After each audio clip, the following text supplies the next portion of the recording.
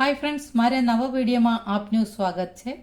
આજની વિડીયોમાં હું તમને એકદમ ટેસ્ટી અને ઓથેન્ટિક સાઉથ ઇન્ડિયન સાંભાર બનાવવાની રીત સરળ રીતે બતાવીશ. આ સાંભાર ઇડલી, ઢોસા, વડા અને ભાત સાથે ખૂબ જ સ્વાદિષ્ટ લાગે છે.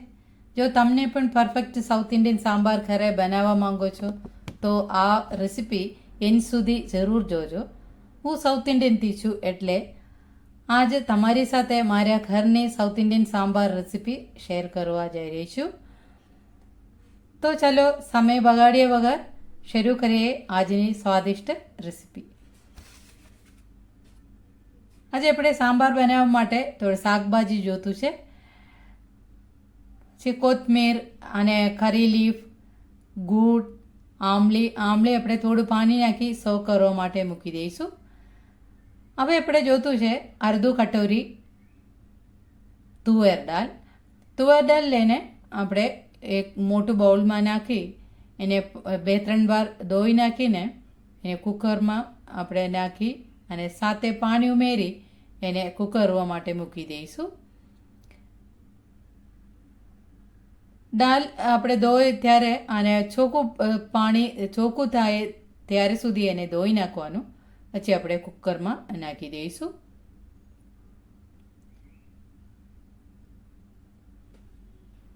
કુકરમાં નાખીને 3 કટોરી પાણી આપણે દાળ લીધેલું કટોરીમાં 3 કટોરી પાણી એમાં એડ કરવાનું છે. સાથે અડધું ટીસ્પૂન જેટલું હલ્દી પાવડર નાખી કુકર બંધ કરીને મીડિયમ ફ્લેમમાં 2 સીટી આવે ત્યારે સુધી એને કૂક કરવા માટે મૂકી દઈશું.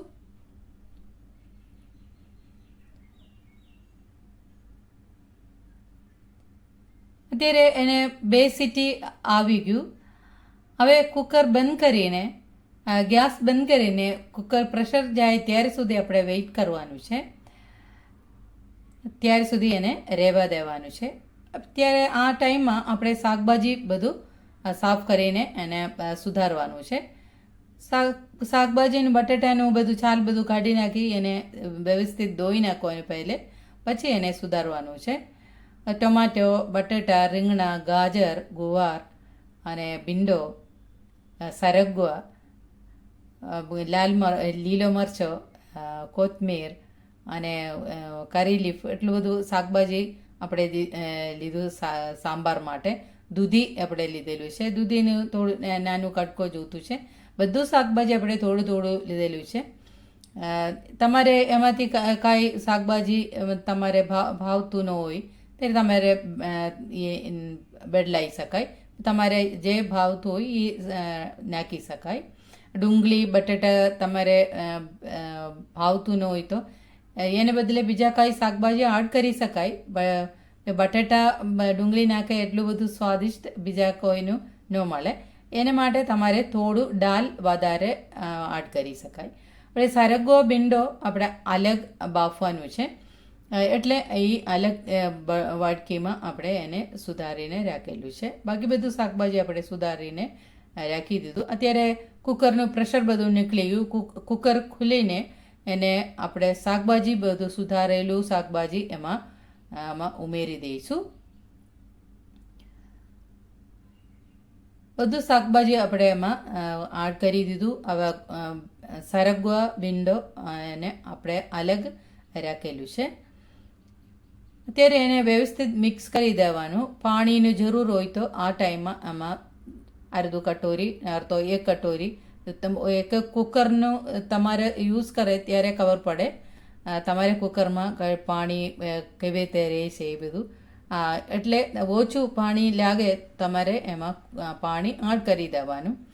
એ સ્વાદ પ્રમાણે મીઠું એડ કર્યું. કોથમીર અને થોડું કરી લીફે સ્વાદ પ્રમાણે આપણે એડ કરીને વ્યવસ્થિત મિક્સ કરી દેવાનું. દાળ નીચે છે એટલે આપણે વ્યવસ્થિત મિક્સ કરી કુકર બંધ કરીને હવે 2 સીટી આવે ત્યાર સુધી એને કૂક કરવાનું છે. અલગ સ્ટવમાં આપણે એક તપેલી મૂકી આપણે આ સરગવા અને ભીંડો રાખી અને અડધું કટોરી પાણી ઉમેરી 1/4 ટીસ્પૂન હલ્દી પાવડર નાખી એને વ્યવસ્થિત મિક્સ કરીને એને કૂક કરવા માટે મૂકી દઈશું. એટલે એ કૂક થઈ ગયું. વધારે ટાઈમ ન લાગે ભીંડો અને સરગવા અને કૂક કરવા માટે. ત્યારે એ કૂક થઈ ગયું અને ગેસ બંધ કરી દીધું આપણે.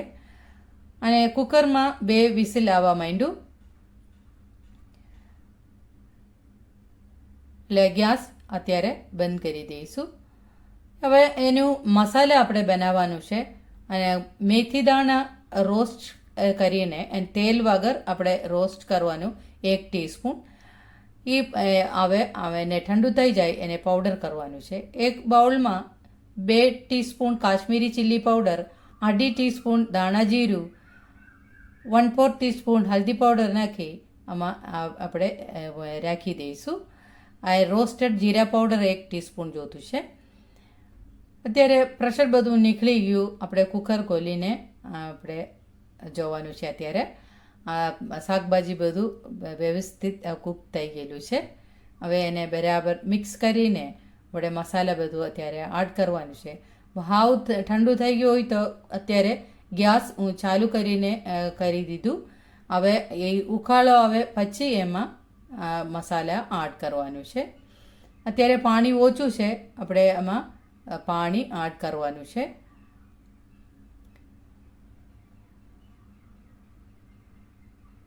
અત્યારે અડધો કટોરી જેટલું પાણી આપણે એમાં એડ કરવાનું છે. એ મસાલા અત્યારે એડ કરી દેવાનું. ઉકાળાઓ પછી એને મસાલા એડ કરવાનું. અને આ તો ટેસ્ટ ન આવે એટલે માટે એ ગરમ થઈ જાય પછી એને મસાલા એડ કરીને વ્યવસ્થિત મિક્સ કરવાનું છે. આપણે સાંભાર મસાલા માર્કેટમાં મળે એવા મસાલા આપણે યુઝ કર્યા વગર પરફેક્ટ સાંભાર બનાવે છે. અડધો કટોરી પાણી આપણે એમાં એડ કરી દીધું. હવે એને કૂક કરવા માટે મૂકી દઈશું. થોડું મીડિયમ ફ્લેમમાં આપણે કૂક કરવાનું છે. સ્વાદ જોઈને પહેલે આપણે મીઠું એડ કરેલું છે. ઓછું હોય તો આ ટાઈમમાં એમાં મીઠું એડ કરી દેવાનું. આ મેથીનું પાવડર છે એ અડધો ટીસ્પૂન આપણે ઉમેરી દીધું. હવે હિંગ અડધો ટીસ્પૂન આપણે એમાં ઉમેરી દઈશું. એને વ્યવસ્થિત મિક્સ કરી દેવાનું. એ પાણી નાખી પછી એ ઉકાળો પછી એ મસાલા બધું આપણે એવી રીતે રાખવાનું છે. એ તમારે ટીપ છે એ તમારે ધ્યાનમાં રાખી દેવાનું તો ટેસ્ટ આવે. જ્યારે આમલીનું રસ આપણે 1 ટેબલ સ્પૂન આપણે ઉમેરી દીધું. હવે એને મિક્સ કરીને ટેસ્ટ બધું અત્યારે બેલેન્સ થવા માટે આપણે ગૂળ એડ કરવાનું છે. જાગરી અને 1 ટેબલ સ્પૂન જાગરી આપણે અત્યારે એડ કરવાનું છે. હવે આપણે છેલ્લે રોસ્ટેડ જીરા પાવડર 1 ટીસ્પૂન એડ કરવાનું છે.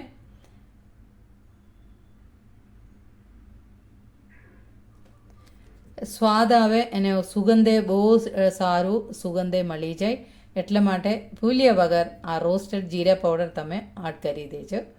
હવે આપણે સુગંધ માટે ગાર્નિશ કરવા માટે કોથમીર અને કરી લીફ આપણે એડ કર્યું. હવે ગેસ બંધ કરી દેવાનો. હવે વઘાર કરવાનું છે. એક નાનું કઢાઈ સ્ટવ ઉપર મૂકી એમાં 2 ટેબલ સ્પૂન તેલ, અડધો ટીસ્પૂન રાઈ, 2-3 લાલ મરચો, થોડું કરી લીફ નાખી ગેસ બંધ કરી દેવાનો.